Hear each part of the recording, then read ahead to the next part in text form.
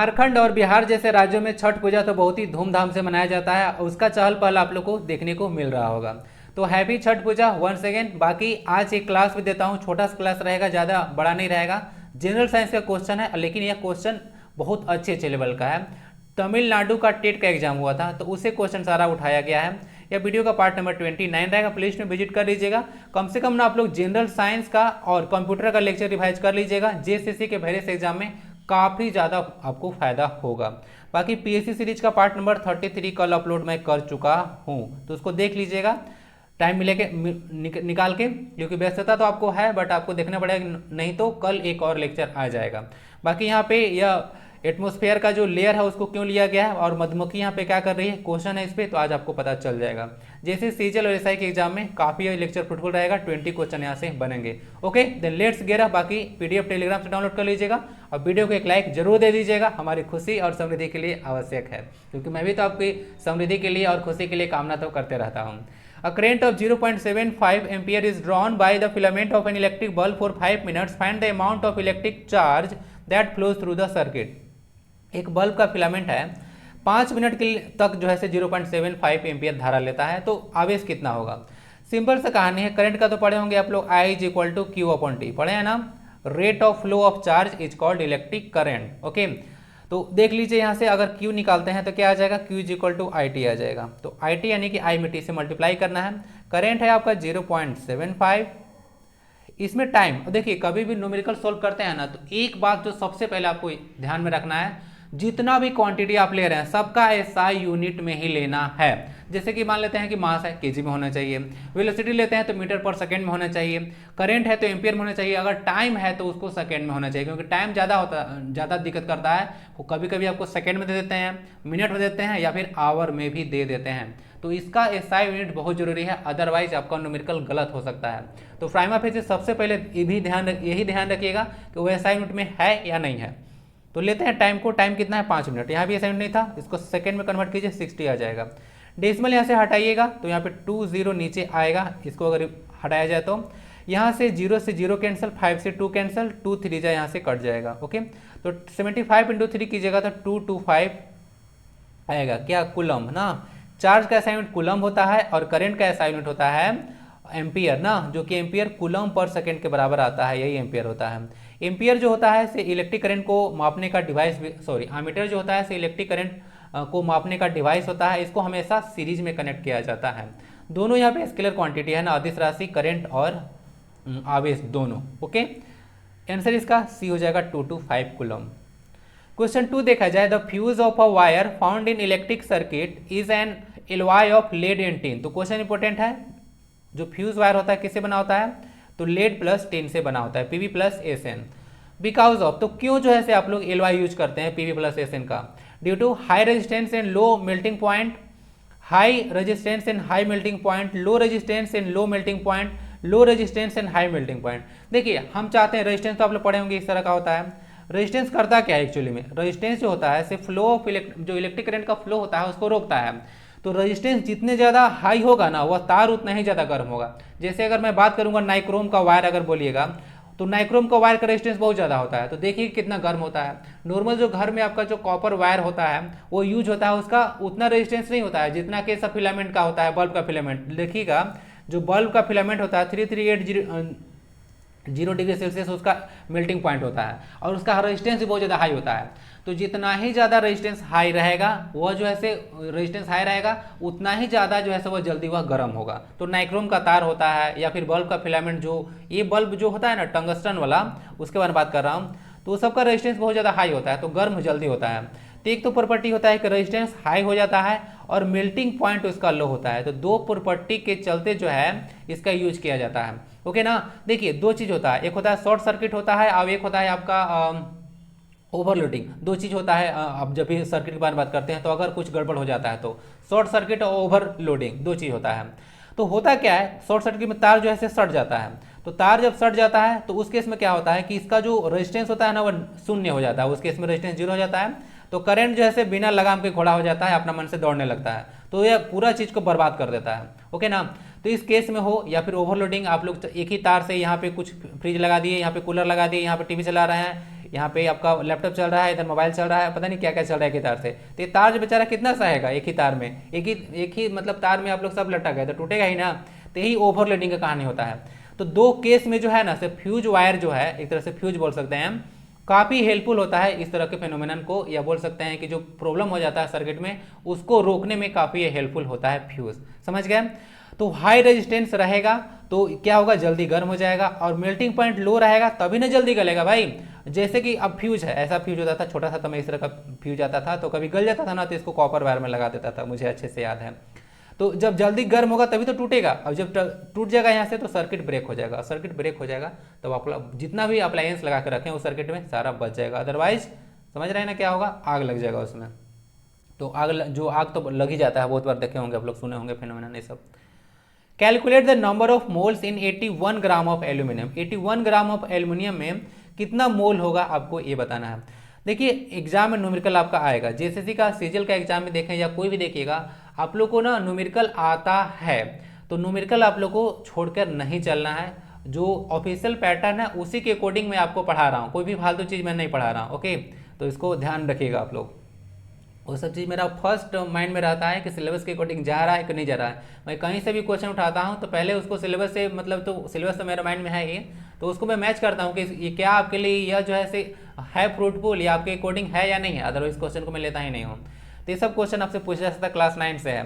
तो numerical hard नहीं होता है, छोड़ के मत आइएगा। मोल बराबर ज़्यादा टफ नहीं है, इसका होता है मोल निकालने का formula mass upon molar mass. Molar mass सब लोग एटॉमिक मास भी यूज कर सकते हैं ना। तो मास कितना दिया हुआ है 81 ग्राम। ओके, और इसका मोलर मास कितना होता है, मोलर मास एल्यूमिनियम का देखिएगा, एटॉमिक वेट जिसे बोलते हैं आपको, 27 ग्राम हो जाएगा, 27 ग्राम ही होता है, और एटॉमिक नंबर इसका 13 होता है, 13 ना, इसको याद रखिएगा। तो काट दीजिए इसको, 27 3 जा कटता है, तो 3 मोल तो आंसर आ गया, जी से जी भी कट गया, 3 मोल्स आंसर हो गया। तो इस तरह से आपको लगा लेना है, तो ज़्यादा टफ नहीं होता है। मोल बराबर फॉर्मूला याद रखिएगा, मास अपॉन मोलर मास होता है। Which of the following is not a vitamin deficiency disease, इनमें से कौन जो है एक विटामिन की कमी से होने वाला रोग नहीं है। नेक्टोलोपिया लिखा हुआ है, मेरास्मस लिखा हुआ है, प्लेगरा और रिकेट्स लिखा हुआ है। आंसर इसका बी हो जाएगा। मेरास्मस जो है से विटामिन की कमी से नहीं होता है, यह जो है से प्रोटीन की कमी से होता है, और प्रोटीन जो है विटामिन नहीं है। ओके ना। पिलाग्रा है से विटामिन B3 की कमी से होता है। रिकेट्स देखने को मिलेगा आपको, विटामिन डी की कमी से होता है। और जो नेक्टोलोपिया है वह विटामिन ए की कमी से होता है। और विटामिन ए की कमी से होने वाला कुछ और रोग है, जैसे एक से याद रखिएगा, जीरोथैल्मिया और नाइट ब्लाइंडनेस, तो आपको याद होगा ही होगा। तो जीरोथैल्मिया, नाइट ब्लाइंडनेस और अभी एक नेक्टोलोपिया मिल गया, तो ये सारा का सारा जैसे विटामिन ए की कमी से होने वाला रोग है। अब ये सारा डिजीज जो है से आई से रिलेटेड है, तीनों का तीनों जो है से आई से रिलेटेड है, इसको याद रखिएगा। ये जो आपको तो पता होगा जीरोथैल्मिया और नाइट ब्लाइंडनेस से क्या होता है। नाइक्टोलोपिया जो होता है ना, उसमें होता है कि जैसे बहुत ज़्यादा लाइट रहेगा या बहुत कम लाइट रहेगा, तो उसमें आपको देखने में प्रॉब्लम होता है। ओके, ये सारा चीज़ होता है नाइक्टोलोपिया, तो समझ लीजिएगा। तो आंसर हो गया आपका मेरास्मस, ये प्रोटीन से होने वाला डिजीज है। ओके ना, प्रोटीन की कमी से होने वाला डिजीज है मेरास्मस। और एक क्वासिकोर एक डिजीज है, वो भी प्रोटीन की कमी से होता है ना, इसको ध्यान रखिएगा। बाकी कुछ मैं आज फिर से डिस्कस कर देता हूँ ना, बहुत दिन हो गया, तो आइए एक ब्लैंक स्क्रीन लाते हैं। देखिए विटामिन ए है, बी है, सी है, डी है, ई है और के है। सबका साइंटिफिक नेम बताना। विटामिन ए को आप लोग बोलते हैं रेटिनॉल। ओके, विटामिन बी को बोला जाता है थायमिन, जो B1 होता है उसका कॉमन है, बाकी तो इसमें आपको पता होगा B12 तक जाता है, तो सभी इंपॉर्टेंट है आपको ना। विटामिन सी जो होता है उसको एस्कॉर्बिक एसिड बोला जाता है। विटामिन डी को आप लोग कैल्सीफेरोल बोलते हैं, ई को टोकोफेरोल बोला जाता है, और के को फिलोक्यूनिन के नाम से जानते हैं, इसको ध्यान रखिएगा। और विटामिन के जो होता है काफ़ी हेल्पफुल होता है आपका ब्लड का थक्का जमने में, और हेपरिन पदार्थ यहाँ पे काम करता है। ओके ना, इसको साइनोकोबालेमिन के नाम से जाना जाता है, इसमें कोबाल्ट पाया जाता है, तो ये इंपॉर्टेंट बन जाता है। ओके, बाकी एक तो बता ही दिया, पिलाग्रा के बारे में याद रखिएगा, विटामिन B3 की कमी से होता है। तो आंसर आपका मेरास्मस हो गया, यह प्रोटीन से होने वाला, प्रोटीन की कमी से होने वाला डिजीज है। और विटामिन आप लोग देखिए ना, कोई बॉडी में बनता नहीं है, आपको विटामिन लेना पड़ता है ना, तो इसीलिए आपको जो है से खाना पीना खाना पड़ता है, नहीं तो विटामिन की कमी हो जाता है, बॉडी में बनता नहीं है तो आपको बाहर से लेना पड़ता है। Which of the flowing symptoms is not related to vitamin B5। इनमें से कौन सा एक सिम्टम्स है जो कि विटामिन B5 से रिलेटेड नहीं है? Loss of calcium in bones, dementia, dermatitis या फिर डायरिया। देखिए इसमें सारा जो डिमेंशिया है, डर्मेटाइटिस है और डायरिया है, ये सारा जो है से विटामिन B5 की कमी से होने वाला रोग है। But loss of calcium in bones जो है से आपको तो समझ में आ रहा होगा, यह विटामिन डी की कमी से होता है। ओके ना, तो विटामिन डी की कमी से होता है। अच्छा, हमारे बॉडी में जो बाकी डिमेंशिया देख लीजिएगा, डर्मेटाइटिस है और डायरिया है। डायरिया का स्पेलिंग देख लीजिएगा, आपको हेल्प होगा ना, या डायरिया का स्पेलिंग थोड़ा टफ है। हाँ, तो बात कर रहा था हमारे बॉडी में विटामिन डी है से कैसे बनता है। तो देखिए होता क्या है कि जब सनलाइट जो हमारे स्किन पे पड़ता है तो वहाँ बॉडी में कोलेस्ट्रॉल पाया जाता है। तो डायरेक्ट विटामिन डी सन से नहीं मिलता है, सनलाइट जब पड़ता है तो रिएक्शन होता है, तब जाके कोलेस्ट्रॉल के साथ सनलाइट मिलता है, तब जाकर जो है से आपका विटामिन डी बनता है। तो इस तरह से कुछ कहानी होता है। अब क्या सनलाइट दे दीजिएगा तो आप पौधा जो है से क्या फोटोसिंथेसिस मतलब क्या उसको भोजन मिल जाता है? जी नहीं। आपको पता होगा सनलाइट जब लेता है तो क्लोरोफिल होता है, उसके बाद वाटर लेता है, कार्बन डाइऑक्साइड लेता है, ये सारा चीज़ लेकर तब जाकर वो फोटोसिंथेसिस करता है और जब जाकर ग्लूकोज जो बनाता है। समझ में आ रहा है? तो उस तरह से हमारा भी कहानी है। यहाँ पे बॉडी का कोलेस्ट्रॉल काम करता है विटामिन डी के फॉर्मेशन में। तो यहाँ पे विटामिन यह डी से रिलेटेड है, बाकी B5 से यह है। विटामिन B5 का साइंटिफिक नेम क्या है? विटामिन B5 का नाम पी ही से है, बताइए, इतना तो हिंट दे दिया। क्वेश्चन 6 है, which method is use to separate nitrogen, oxygen, carbon dioxide and carbon monoxide from air. इनमें से कौन सा ऐसा मेथड है जो कि अलग अलग गैस के नाम है, नाइट्रोजन है, ऑक्सीजन, कार्बन डाइऑक्साइड और कार्बन मोनोऑक्साइड को अलग करने के लिए यूज किया जाता है? एक ने स्टूडेंट क्वेश्चन पूछा कि कौन सा ऐसा मतलब चीज़ है जो कि बाहर फ्री मिलता है लेकिन हॉस्पिटल में पैसा से मिलता है? आपको समझ में आ रहा है? Oxygen gas. ओके, तो इतना ऐसे ऐसे क्वेश्चन बच्चे पूछते हैं, तो आपको पढ़े लिखे रहिएगा फिर भी बेको बना के चले जाएंगे। तब मेरा साथ भी ऐसा ही हुआ था, मैं थोड़ी ना अचानक से तुरंत याद आ पाएगा सारा, इतना सोच नहीं सकते। बाद में आंसर पता चलता है तो पता चलता है कि अरे भाई इतना था, आसान क्वेश्चन था। तो ऑक्सीजन होता है, इसको आपको मार्केट में पैसा से मिलेगा हॉस्पिटल में, बाकी इधर तो आप फ्री में ले ही रहे हैं। तो कौन सा मेथड है? Distillation, fractional distillation, distillation at होना चाहिए, डिस्टिलेशन एट लो प्रेशर या फिर क्रिस्टलाइजेशन। आंसर इसका होगा फ्रैक्शनल डिस्टिलेशन। देखिए फ्रैक्शनल डिस्टिलेशन होता है कि कभी भी दो गैस हो या लिक्विड हो, उसका टेम्परेचर अगर टेम्परेचर का डिफरेंस मतलब बॉइलिंग पॉइंट का टेम्परेचर का डिफरेंस जो है 25 केल्विन होता है, तब जाकर वहाँ पे फ्रैक्शनल डिस्टिलेशन यूज किया जाता है। हिंदी में इसको प्रभाजी आसवन बोलते हैं। तो डिस्टिलेशन और फ्रैक्शनल डिस्टिलेशन में आपको पता होगा सेम सेटअप था, बस एक फ्रैक्शनल कॉलम लगा दिया था। आपको याद है ना फ्रैक्शनल कॉलम? क्लास 9 से क्वेश्चन डायरेक्ट है, तो डायरेक्ट क्वेश्चन पूछा गया। वहाँ पे लिखा हुआ था कि एयर का जो डिफरेंट कंपोनेंट होता है उसको अलग करने के लिए कौन सा मेथड यूज किया जाएगा, तो फ्रैक्शनल डिस्टिलेशन था, इसको ध्यान रखिएगा। ओके, चलिए आंसर इसका डी हो जाएगा। तो ध्यान रखिएगा 25 केल्विन पॉइंट इंपॉर्टेंट है, इतना ही टेम्परेचर डिफरेंस होना चाहिए, तब जाकर जो है फ्रैक्शनल डिस्टिलेशन यूज किया जाता है। क्रिस्टलाइजेशन भी शुद्ध करने के लिए होता है, डिस्टिलेशन भी एक प्रोसेस होता है, अलग अलग चीज़ को शुद्ध करने के लिए यूज करते हैं। बाकी एक प्रोसेस होता है क्रोमेटोग्राफी, पता है chromatography?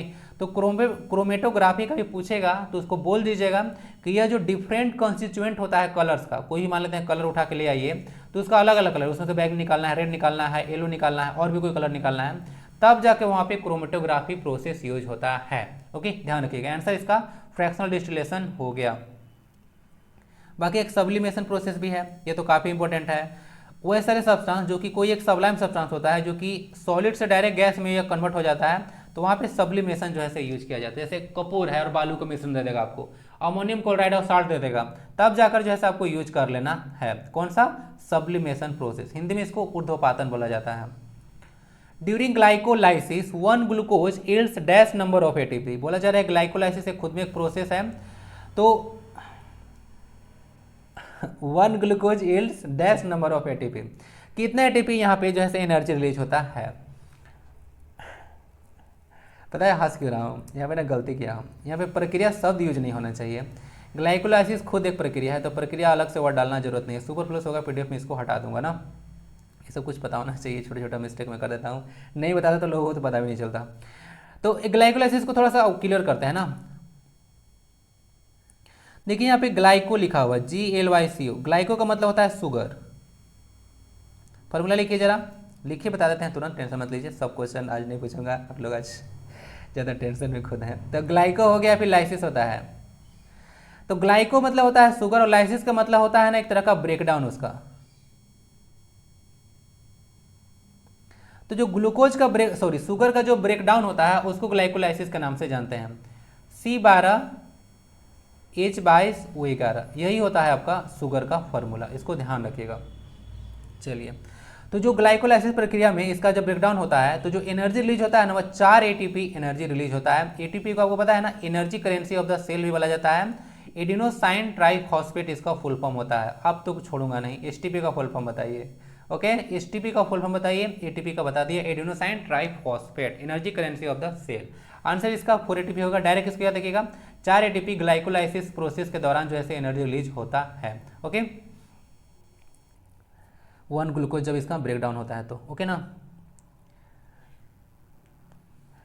The energy consumed by a 15 watt CFL lamp switched on day and night for 30 days is equal to question बहुत बड़ा हो गया नहीं। चलिए देखते हैं इसको। 15 वाट का एक CFL है ना जी। ओके, दिन रात जल रहा है भाई। ओके, तो 30 दिन में कितना ऊर्जा खपत होगा? ऑप्शन नंबर C को काट दो। क्यों? पूछा एनर्जी है, वाट किसका होता है यूनिट? पावर का। तो कट गया, तो बाकी 3 बचा। तो इस तरह से आपको कर लेना है ना। तो ये ऑफिशियल पेपर देखिए, तमिलनाडु टेट का ऑफिशियल पेपर है। तो देखिए एग्जामिनर भी चाहता है कि आपको दिमाग पर ज़्यादा आपको प्रेशर ना देना पड़े, तो कुछ कुछ आपके लिए टफ करके रखता है, तो कोई चीज़ आसान बना के भी देता है। ये सब चीज़ ध्यान रखिएगा। वो भी चाहता है कि आप लोग सक्सेस हो जाएं, वो नहीं चाहता है कि आप लोग सक्सेस नहीं हो। छाटना तो उसको है, बट जो लोग मेहनत करके आए हैं तो उनके लिए थोड़ा बहुत यहाँ पे प्लस पॉइंट भी होता है।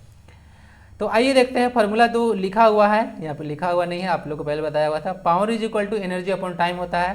तो यहाँ से energy is equal to power into time हो जाएगा। तो चलिए मल्टीप्लाई करते जाइए। पावर यहाँ पे कितना, उसका 15 वाट है। टाइम कितना है यहाँ पे? टाइम ध्यान दीजिए 30 दिन लिखा हुआ है। तो एक दिन में होता है 24 घंटा, 30 दिन हो गया। ओके ना, तो यहाँ पे हो गया 24 घंटा में कन्वर्ट हो गया। उसको 3600 से मल्टीप्लाई कर दीजिए, तब जाकर यह सेकेंड में बनेगा। इतना हमको जो है से एनर्जी मिल गया, इतना एनर्जी मिल गया। लेकिन एनर्जी देखिए कहीं पे जूल में भी लिखा हुआ है और कहीं पे वाट में भी लिखा हुआ है। तो ओके ना, सॉरी यूनिट में लिखा हुआ है। तो इसको यूनिट में बनाने के लिए आपको याद है 3.6 इंटू 10⁻6 से इसको डिवाइड करना पड़ेगा, तब जाकर यूनिट बनेगा।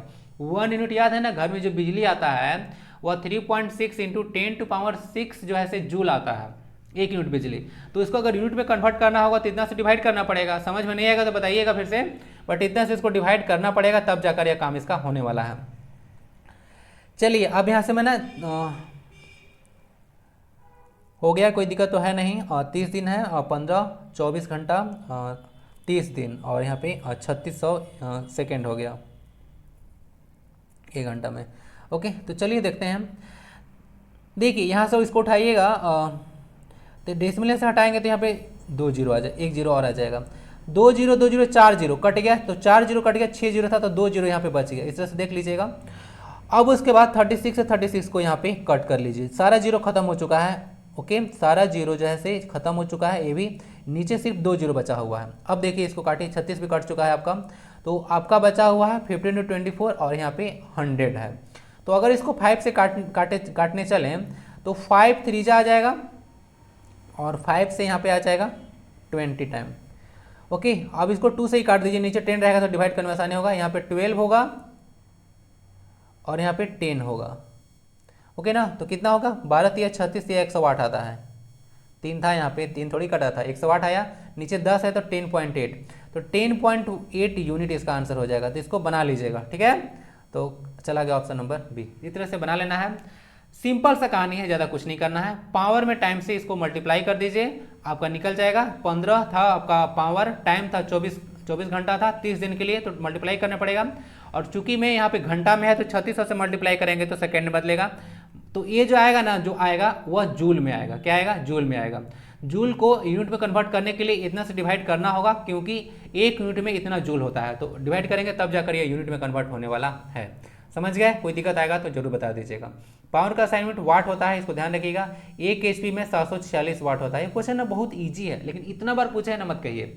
और ये भी पूछे हैं कि 1 किलोवाट आवर में कितना जूल होता है, तो 3.6 इंटू 10⁻6 जूल, जितना से डिवाइड किया था।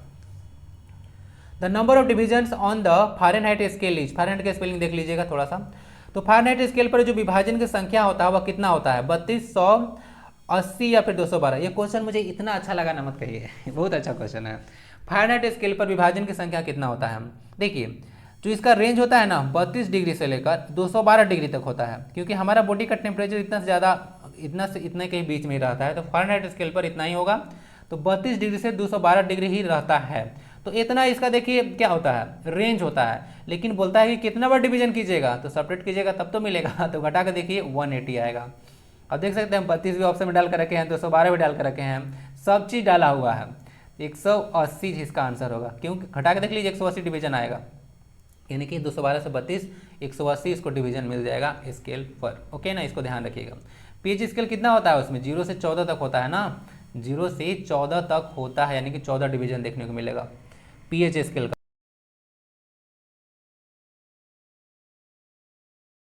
Workers bees are, workers bees कौन होते हैं? Fertile females, sterile males, sterile females या फिर फर्टाइल मेल्स? आंसर इसका हो जाएगा सी, स्टेराइल फीमेल्स। थंबनेल में जो देखे थे वही क्वेश्चन है। तो जो कामकाजी मधुमक्खियां होती हैं वे सारी मधुमक्खियां होती हैं जो अभी अंडा नहीं दे रही होती है। जो अंडा नहीं देती हैं उनको स्टेराइल बोला जाता है, और जो दे रही होती हैं उनको फर्टाइल बोला जाता है। मधुमक्खी ग्रुप को ऑब्जर्व कीजिएगा तो 3 तरह के मधुमक्खी देखने को मिलेगा, क्वीन, ड्रोन और एक वर्कर। तो क्वीन तो आपको पता होगा, क्वीन रानी होती है, कुछ काम नहीं करती है। ड्रोन का भी कुछ ऐसे काम नहीं होता है, ठीक है ना, तो ड्रोन का भी कुछ काम नहीं होता है। जितना भी काम होता है वो सारी वर्कर करती हैं, वर्कर मधुमक्खियां यानी कि स्टेराइल फीमेल्स करती हैं। इन लोग काम होता है जो भी फ्लावर होता है उससे नेक्टर को इकट्ठा करना, और फिर उसको जो हनी का बड़ा छत्ता होता है उसमें आकर इन लोग जो है शहद इकट्ठा करती हैं वहाँ पे ना, तो ये सारा काम होता है। और प्योर हनी जो होता है एक ऐसा फूड होता है जो कभी खराब नहीं होता है। ओके, ये सब ध्यान रख सकते हैं। तो ये हो गया बीज। इन लोग का जो साइंस होता है उसको एपियरी बोला जाता है, APIARY ना, मधुमक्खियों का आदन को एपियरी बोलते हैं आप लोग।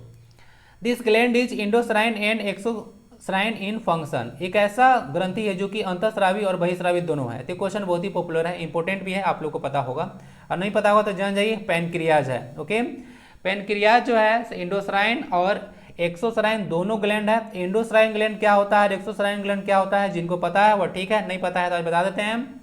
इंडोस्राइन ग्लैंड वैसा ग्लैंड होता है जो कि एक मतलब बोल सकते हैं कि अपना जो है जो फ्लो होता है वह सीधे ब्लड स्ट्रीम में डालते हैं। ओके ना, सीधे ब्लड स्ट्रीम डालते हैं, कोई डक्ट से होकर नहीं निकलता है। डक्ट मतलब कोई ऐसा बोल सकते हैं कि ऐसा जो पाइप होता है उससे थ्रू नहीं निकलता है, ये जैसे डायरेक्ट ब्लड स्ट्रीम में यह फ्लो कर देता है, तो उसको इंडोस्राइन ग्लैंड बोला जाता है। और एक्सोस्राइन ग्लैंड होता है कि ये जो ऐसे डक्ट के थ्रू निकलता है और ये बॉडी पर निकलता है, जैसे आप लोग का बॉडी का पसीना निकले या फिर बोले लार निकलता है, ये सब जो है इंडोस्राइन ग्लैंड से एक्सोस्राइन ग्लैंड से निकलता है। ओके ना, स्वेट बोल सकते हैं पसीना, उसका जो अभी सालिवा बोले लार, ये सब ध्यान रखिएगा ना, तो वो सब एक्सोसाइन से निकलता है। बाकी यहाँ पे पैनक्रियाज में 2 चीज़ सीक्रेट करता है जो कि आपको पता होना चाहिए, एक होता है इंसुलिन और एक होता है आपका ग्लूकागोन। तो इसको याद रखिएगा, इंसुलिन और ग्लूकागोन। ओके, देखिए इसमें ना आपको 2 सेल देखने को मिलता है, इसमें एक अल्फा सेल होता है और एक बीटा सेल्स। तो अल्फा सेल्स और बीटा सेल, तो जो अल्फा होता है ना वो जो होता है ऐसे ग्लूकागोन को सीक्रेट करता है, जो बीटा होता है वो इंसुलिन को सीक्रेट करता है। सब कुछ याद रखिएगा। आइलैंड ऑफ लैंगरहैप्स के नाम से भी आप लोग इसको जानते हैं। ओके ना, इसमें 2 सेल होता है, अल्फा और बीटा सेल्स। देख लीजिएगा यही डाइजेस्टिव सिस्टम का यहाँ पे डायग्राम है, जिसमें लीवर देखने को मिलता है, ये लार्जेस्ट ऑर्गन है बॉडी का, इंटरनल ऑर्गन, और तो ऐसे आउटसाइड बोलेंगे तो स्किन आप लोग बोलते हैं। ओके ना, तो लार्जेस्ट यह बोल सकते हैं ऑर्गन है बॉडी का। स्टोमच देखने को मिलेगा वहाँ पे जे शेप का। उसके बाद यहाँ पे गॉल ब्लैडर है जहाँ पर बाइल जूस जो लीवर सीक्रेट करता है स्टोर रहता है। यहीं पे पैनक्रियाज देखने को मिलेगा, यानी कि यहाँ पे जो एब्डोमेन पेट होता है उसके जस्ट नीचे। लार्ज इंटेस्टाइन और स्मॉल इंटेस्टाइन, स्मॉल इंटेस्टाइन का लेंथ 6 से 7 मीटर होता है और लार्ज इंटेस्टाइन का जो लेंथ होता है मात्र 1.5 से 2 मीटर होता है। नाम तो लार्ज है क्योंकि देखिए मोटा है इसीलिए इसको लार्ज बोला जाता है, और स्मॉल है कुंडली जैसा तो यह लंबा हो जाता है, मतलब तो इसको स्मॉल इंटेस्टाइन बोलते हैं। ओके, इसको ध्यान रखिएगा। ओके ना, मतलब लेंथ में ऐसे पतला होता है ना इसका, इसीलिए इसको स्मॉल बोलते हैं। बाकी ये स्मॉल नहीं होता, ये बहुत लंबा होता है, देख सकते हैं जितना है वो स्मॉल इंटेस्टाइन है। भोजन का पूर्ण पाचन जो है स्मॉल इंटेस्टाइन में होता है, बाकी वाटर का जो एब्जॉर्प्शन होता है वह लार्ज इंटेस्टाइन में होता है। ओके, तो आंसर तो हो गया आपका पैनक्रियाज। एड्रिनल आपको क्वेश्चन ये बता दीजिएगा, चलिए बताते हैं। यहाँ किडनी होता है ना वो उसी के पास देखने को मिलेगा एड्रिनल ग्लैंड, और स्मॉलेस्ट ग्लैंड पीनियल ग्लैंड होता है, इसको याद रखिएगा। इसको थर्ड आई के नाम से भी जानते हैं, द थर्ड आई। बाकी जो पिट्यूटरी ग्लैंड होता है उसको मास्टर ग्लैंड के नाम से जाना जाता है। The gases mainly found in the exosphere layers are, जो एक्सोस्फीयर लेयर में जो गैस मेनली रूप से होता है, यहाँ पे देख सकते हैं एक्सोस्फीयर होता है, वहाँ पे हाइड्रोजन और हीलियम होता है ना, हाइड्रोजन और हीलियम मेनली रूप से पाया जाता है। ये सब जो लेयर ऑफ एटमॉस्फेयर है इसको ऑर्डर भी याद रखिएगा, ट्रोपोस्फेयर आता है, स्ट्रेटोस्फेयर आता है, उसके बाद मेसो, थर्मो, एक्सपो, ऑर्डर भी लगाने के लिए पूछ देते हैं नीचे से ऊपर। बाकी कुछ कुछ जो एटमॉस्फेरिक जो आपको देखो फेनोमेना होता है वो सब भी कुछ पता होना चाहिए, जैसे एरोप्लेन उड़ता है, ओके, ट्रोपोस्फेयर में वायुमंडलीय घटनाएं होते हैं, बारिश से सब, ये सब होता है आपका ट्रोपोस्फेयर में, ओके। स्ट्रेटोस्फेयर भी उसके आगे वाला लेयर है, मेसोस्फेयर में देखने को मिलेगा। उसके बाद यहाँ पे थर्मोस्फेयर, सैटेलाइट का काम ही सब होता है, आप लोग को देखने को मिलेगा, ओके। तो ये सब देख लीजिएगा थोड़ा सा, इसको ऑर्डर कभी कभी लगाने के लिए दे देते हैं ना। If the mass of the body is 2 kg and the acceleration is 3 metre per second square, then the force is, देखिए ये तो आपको पता होना चाहिए। फोर्स का फॉर्मूला क्या होता है, फोर्स क्या बोलता है, ठीक है ना, मास इंटू एक्सेलरेशन। तो मास है आपका 2 और 3, मल्टीप्लाई कीजिए तो 6 न्यूटन आ जाएगा इसका आंसर, ज़्यादा टफ था नहीं। तो आंसर लगा लीजिए ऑप्शन नंबर ए। क्वेश्चन 14 है, the chemical name of limestone. Limestone का केमिकल नेम क्या होता है, calcium hydroxide, calcium oxide, calcium sulphate या फिर कैल्शियम कार्बोनेट। लाइमस्टोन का केमिकल नेम कैल्शियम कार्बोनेट होता है, CaCO3 इसको बोला जाता है। देखिए केमिकल नेम पूछेगा ना तो जो पार्टिकुलर जो उसमें जो कॉन्स्टिट्यूएंट जो उसमें बोल सकते हैं जो एटम है उसका नाम होता है। जैसे कैल्शियम है एटम, एक है आपका कार्बन का 1 एटम है, ऑक्सीजन का 3 एटम है, तो सबका जो नाम होता है ना उसी को केमिकल नेम बोला जाता है। तो कैल्शियम का जो है कार्बोनेट इसका केमिकल नेम है, कॉमन नेम इसका लाइमस्टोन देखने को मिलेगा, इसको ध्यान रखिएगा। बाकी कुछ और भी होता है, जैसे मार्बल होता है ना, मार्बल होता है, चौक होता है, इस सब का फॉर्मूला कैल्शियम कार्बोनेट होता है, इसको ध्यान रखिएगा। चौक जो आएगा तो सेडिमेंट्री रॉक में आ जाएगा। मार्बल जो कब बनेगा, जब ये जो है इसका मेटामॉर्फिक फॉर्म में चला जाएगा तब, तो मार्बल एक मेटामॉर्फिक फॉर्म है। कैल्शियम साइड का फॉर्मूला देख लीजिएगा, CaO होता है। कैल्शियम हाइड्रोक्साइड कब बनेगा, आपको याद है लास्ट की क्लास में बताया था कि जब कैल्शियम ऑक्साइड हाइड्रोजन के साथ रिएक्ट करेगा तब जाके कैल्शियम हाइड्रोक्साइड बनेगा। कैल्शियम सल्फेट CaSO4 होता है, कैल्शियम सल्फेट ना, इसको ध्यान रखिएगा। और इसमें अगर 2H2 जोड़ दीजिएगा तो बन जाएगा जिप्सम, और हाफ H2 जोड़ दीजिएगा तो बन जाएगा प्लास्टर ऑफ पेरिस। किसमें, कैल्शियम सल्फेट में। आंसर इसका कैल्शियम कार्बोनेट हो गया। Metal present in chlorophyll, chlorophyll में कौन सा मेटल प्रेजेंट होता है, इसको याद रखिएगा, मैग्नीशियम इसमें प्रेजेंट होता है। क्वेश्चन इजी है बट पता होना चाहिए। मैग्नीशियम जो है इसमें पाया जाता है। यहाँ पे कोबाल्ट कैल्शियम नहीं होगा, आयरन नहीं होगा, आयरन तो हीमोग्लोबिन पाया जाता है। क्वेश्चन 16 है, लास्ट क्वेश्चन है, अच्छा क्वेश्चन, ध्यान सुनिएगा। Which 2 pairs of ribs are the floating ribs, बोला जाने कौन सा 2 पेयर होता है रिब का, वो जो होता है उसमें 2 जोड़े लटके होते हैं ना, लटके होते हैं, कहने का मतलब ये रीड होता है, ज्वाइन नहीं होता है, कहने का मतलब ये है। तो आंसर जो मैं क्वेश्चन जितना भी ट्रांसलेशन किया गया वो सब खुद ही कर दिया था, ओके, क्योंकि तमिलनाडु स्टेट बोर्ड में ना तमिल भाषा में आपको क्वेश्चन था, एक इंग्लिश में था, तमिल में रहता तो मैं भी नहीं बना पाता। आंसर इसका 11th और 12th हो गया।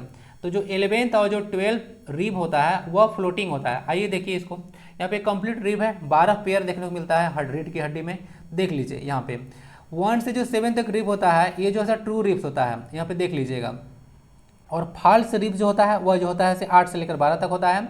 तो फॉल्स रिब में जो 11वां और 12वां जो होता है ना वह ज्वाइन होता ही नहीं है। तो देख सकते हैं 11th है और 12 भी थोड़ा सा दिख रहा होगा, ओके ना, सॉरी 11th ही है, 12 भी देखने को मिल रहा है। तो 11 और 12 होता है वह फ्लोटिंग रिब्स होता है, यानी कि लटका हुआ होता है, इसीलिए यहाँ लिख दिया था कि कौन से 2 जोड़े जो है से लटके होते हैं, तो 11th और 12, इसको याद रखिएगा। 1 to 8 तक क्या होता है, ये सब ट्रू रिब्स होता है, और 8 से 12 तक फॉल्स रिब होता है। ये सब कुछ ध्यान रखिएगा, 2 जोड़ा जो होता है फ्लोटिंग रिब होता है, ये सब चीज़ आपको ध्यान रखना है। तो यही था छोटा सा क्लास। तो वीडियो कैसा लगा जरूर बता दीजिएगा, ओके, एक लाइक जरूर दीजिएगा, फर्स्ट टाइम आया तो जरूर जुड़ जाइएगा, और लोगों को भी जरूर जोड़ने की कोशिश कीजिएगा। एजुकेशन मोटिवेशन बढ़ाते रहिए। तो स्वस्थ रहें, मस्त रहें, बाकी फेस्टिवल सेलिब्रेट करते रहें। मिलते हैं फिर नेक्स्ट क्लास में। वंदे भारतम, जय हिंद।